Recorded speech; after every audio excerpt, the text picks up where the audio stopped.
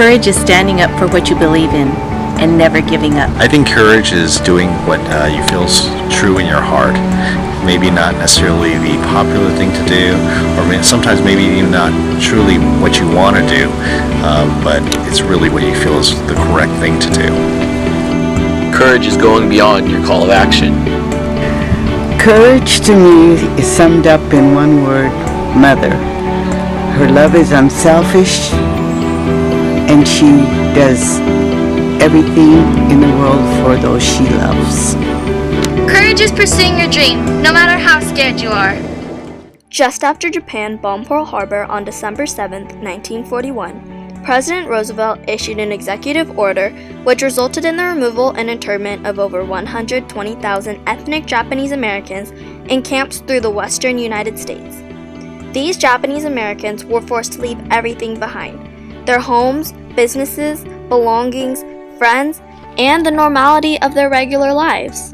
My grandfather, Chikara Masai, was just a 13-year-old boy when he was living in the Gila River internment camp with his family.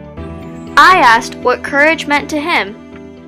Courage means not to be afraid in your thoughts and doing. Many of the young Japanese men that were interned chose to enlist to fight in the war against Japan.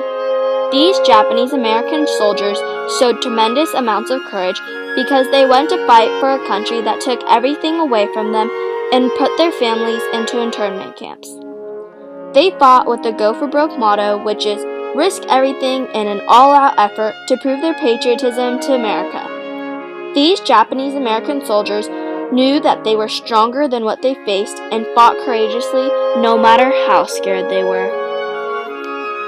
Here is one example of a courageous act as told by Senator Daniel Inouye, a member of the 442nd Battalion.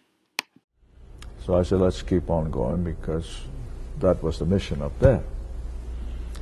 And as we progressed, we came upon several machine gun nests. I think there were 3 of them. And luckily, the first one I was able to knock out with a couple of grenades.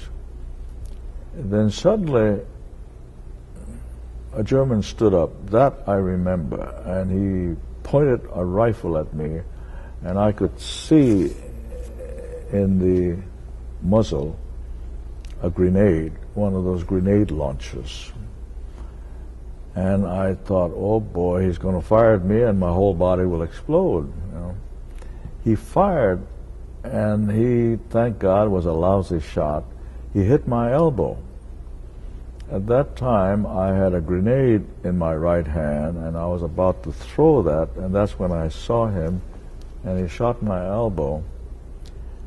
And this part I remember. I looked around for the grenade, because the pin had already been pulled, and men were in the back of me, and I didn't want them to get shattered. So I'm looking around, and all of a sudden I look at my arm, it's dangling, and the grenade is firmly in the grip. You know, your muscles get frozen, I think. So I peeled it off and I threw it. My aim was good, fortunately. And then this is a part that I'm not too sure of, but the men remember this part. I picked up the gun with my left hand, my submachine gun, and I started moving forward to attack the last machine gun nest. And it must have been a bloody sight, with my arm dangling and blood spurting, and I'm firing this gun. And when you think back, it's crazy, and sometimes you chuckle about it.